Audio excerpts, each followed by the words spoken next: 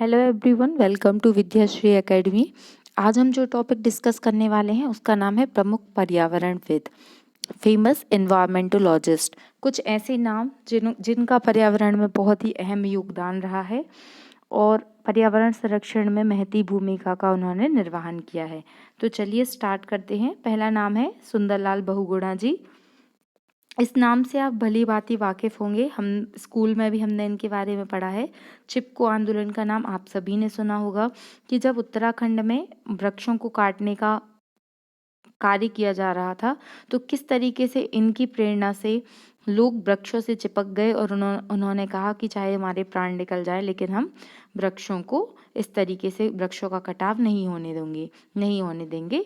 और जो भूकंप प्रभावित क्षेत्र थे उन क्षेत्रों में बांधों के निर्माण पर भी यहाँ पर जनता ने विरोध किया।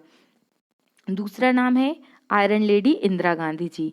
तो इंदिरा गांधी जी का क्या क्या योगदान रहा है? तो बाघ संरक्षण की जन्मदाता इनको माना जाता है।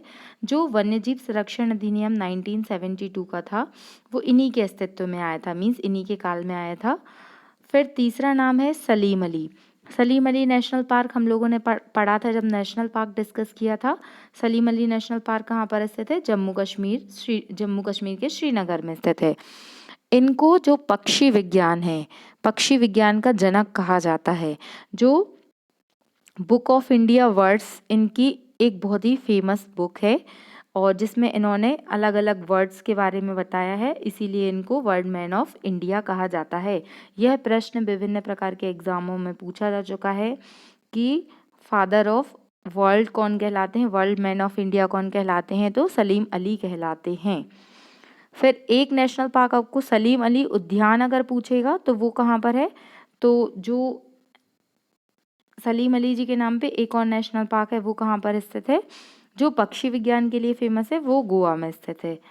फिर स्वर्गीय अनिल अग्रवाल जी क्या कहलाते हैं? अनिल अग्रवाल जी गैर सरकारी संगठन के लिए है एक एनजीओ है, centre for science and environment, इसके संस्थापक हैं। तो अनिल अग्रवाल जी का अभी नाम आपको याद रखना है। सुनीता नारायण, वैसे तो आपने इनका नाम इंडस्ट्रियल सेक्टर में सुना होगा, लेकिन जो इंडस्ट्रियल सेक्टर के एनवायरनमेंट पर पड़ने वाला जो इफ़ेक्ट है, जो नेगेटिव इफ़ेक्ट है, उसकी स्टडी सुनीता नारायण जी ने की थी। और इन्होंने अंग्रेजी की जो पत्रिका है डाउन टू अर्थ के प्रकाशन और centre for science and environment नामक इनकी संस्था से ये संबद्धता रखती हैं। इनको पद्मश्री अवार्ड भी मिल चुका है। आपको क्वेश्चंस कैसे बनते हैं इसमें, इस टॉपिक से रिलेटेड? अब वो आपसे पूछ लेगा कि मेधा पाटेकर जी का संबंध किस क्षेत्र से है? आपको 4 आंदोलन दे देगा कि नर्मदा बचाओ आंदोलन, गंगा बचाओ आंदोलन या फिर वृक्षारोपण, इस तरीके से। तो आपको 4 ऑप्शन दे देगा, तो आपको पता होना चाहिए कि आंसर क्या है। फिर मेघा पाटेकर जी नर्मदा बचाओ आंदोलन की ये प्रणेता मानी जाती हैं और इन्होंने बहुत अधिक संरक्षण नर्मदा बचाओ आंदोलन में बहुत अधिक इनका नाम रहा है और इनको गोल्ड एनवायरनमेंट प्राइज से भी सम्मानित किया गया है। वंदना शिवा जी का क्या योगदान है? तो इन्होंने जैविक कृषि के लिए काफ़ी अधिक काम किया है। गौरा देवी भी चिपको आंदोलन से संबंधित है। इन्होंने महिलाओं को प्रोत्साहित किया था वृक्षारोपण के लिए। एमसी मेहता पर्यावरण संरक्षण की जनहित याचिकाएं दायर करने वाले व्यक्ति थे, जिन्होंने पिटीशंस लगाई थी वृक्षारोपण के लिए, एनवायरनमेंट को सुरक्षित रखने के लिए। और गंगा की सफाई में और ताजमहल के संरक्षण में, ताजमहल में जो पीलापन आ रहा है, उसकी सुंदरता जो घटती जा रही है, जो मार्बल का कलर चेंज होता जा रहा है, तो उसके लिए इन्होंने कार्य किया था। माधव गॉडगिल, यह प्रश्न यूपीएससी में भी पूछा जा चुका है और एमपीपीएससी में भी पूछा जा चुका है। और एमपीपीएससी के मेंस में भी अक्सर ऐसे क्वेश्चन पूछे जाते हैं कि आपको 3 मार्कर में सुंदरलाल बहुगुणा दे दिया तो उनके बारे में आपको लिखना है, या कुछ भी इन्वायरमेंट से रिलेटेड क्वेश्चन आता है तो वहाँ पर भी आप इनके योगदान को पुट कर सकते हैं। माधव गॉडगिल, जो वेस्टर्न घाट है, अच्छे से ड्रॉ करती हूँ, वेस्टर्न घाट है, जो अगर भारत का मैप आप बनाएंगे तो जो वेस्टर्न घाट है, ये जो घाट है, ये यहाँ पर बहुत अधिक बायोडाइवर्सिटी पाई जाती है। तो वेस्टर्न घाट के संरक्षण में जो माधव गौडगिल जी हैं, इनका बहुत अधिक योगदान रहा था। इन्हीं के नाम पे एक कमेटी का निर्माण किया गया था जो पर्यावरण संरक्षण के लिए कार्य करती थी। पर्यावरण शास्त्री होने के साथ साथ पर्यावरण पर अनेक पुस्तकें लिखी गई हैं, जैसे पश्चिमी घाट परितंत्र के अध्यक्ष भी रहे थे। वही जो कमेटी बनी थी उसके हेड थे। फिर MS स्वामीनाथन। MS स्वामीनाथन से आप भली भांति परिचित होंगे।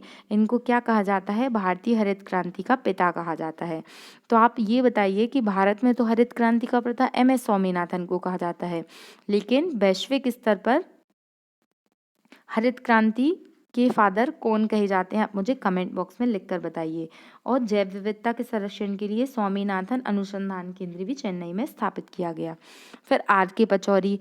RK पचौरी जी का नाम इसलिए बहुत अधिक महत्वपूर्ण हो जाता है क्योंकि इनको IPCC, इनकी जो संस्था है, मतलब जो IPCC को जिसमें इन्होंने कार्य किया था, उसको नोबेल शांति प्राइज़ मिला है 2007 में। तो यह प्रश्न पूछना बहुत ही लाजमी है क्योंकि इनके कार्यों के द्वारा नोबेल प्राइज़ का मिलना शांति के लिए बहुत बड़ी बात है। तो एक प्रसिद्ध पर्यावरणविद हैं, IPCC के पूर्व अध्यक्ष रह चुके हैं, टेरी के महानिदेशक रह चुके हैं। IPCC का फुल फॉर्म क्या है? आप कमेंट बॉक्स में लिखकर बताइए। राजेंद्र शह। ये राजेंद्र प्रसाद नहीं है, ये राजेंद्र शह हैं। गंगा प्रदूषण मुक्त में इनका महती भूमिका रही है। और जो राजेंद्र शह हैं, इनको क्या कहा जाता है? वाटरमैन ऑफ इंडिया कहा जाता है। वाटरमैन ऑफ इंडिया कौन कहलाते हैं? और इनको मैग्सेसे प्राइज़ भी मिला है। तो राजेंद्र शह कहलाते हैं। चूँकि इन्होंने गंगा नदी के प्रदूषण के लिए काम किया है, तो गंगा का जो रिलेशन है वो किससे है? जल से है। तो वाटरमैन ऑफ इंडिया कौन कहलाएंगे? राजेंद्र शह कहलाएंगे। फिर मेनका गांधी। मेनका गांधी जी पॉलिटिकल करियर के साथ साथ इन्होंने पर्यावरण में बहुत अधिक महत्वपूर्ण योगदान निभाया है। तो जीवों के संरक्षण में पीपल फॉर एनिमल नाम से इनका जो संगठन है। और यह प्रश्न अगर आप कौन बनेगा करोड़पति KBC देखते हैं तो उसमें भी 25 लाख रुपए के लिए पूछा गया था। GD अग्रवाल। GD अग्रवाल जी गंगा बचाओ आंदोलन में इनकी भूमिका है। ये भी पर्यावरण इंजीनियर के नाम से जाने जाते हैं क्योंकि ये एक इंजीनियर थे, तो पर्यावरण इंजीनियर के नाम से जाने जाते हैं। फिर माइक पांडे, तो आप सिर्फ इतना याद कर लीजिए कि ये भी पर्यावरण संरक्षण से रिलेटेड हैं। चंडी प्रसाद भट्ट प्रसिद्ध गांधीवादी विचारधारा पे आधारित इनका कार्यक्षेत्र रहा है। बाबा आमटे एक समाज सेवी थे और इन्होंने कुष्ठ रोगियों के लिए और पर्यावरण संरक्षण के लिए बहुत अधिक कार्य किया है। अब अभी तक हमने जितने नाम पढ़े हैं उन सभी में जो बहुत अधिक पूछा गया है एग्जाम में, कैलाश सांखला जी जो भारत में टाइगर प्रोजेक्ट चल रहा है उसके क्या माने जाते हैं? टाइगर मैन ऑफ इंडिया के नाम से जाने जाते हैं।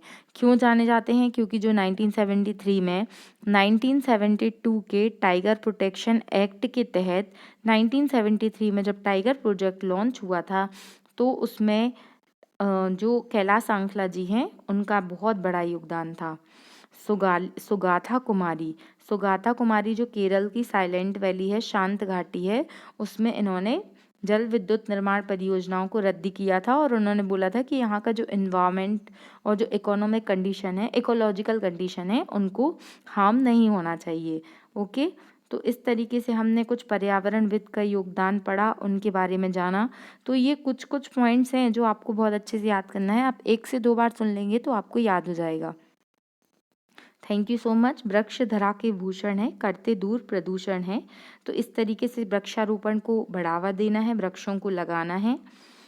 Thank you so much. अगर आपको वीडियो अच्छा लग रहा है तो आप शेयर कीजिए अधिक से अधिक लोगों तक, और जो भी पढ़ने वाले लोग हैं उन तक सब्सक्राइब करने के लिए शेयर कर दीजिए। Thank you so much. जय हिंद, जय भारत।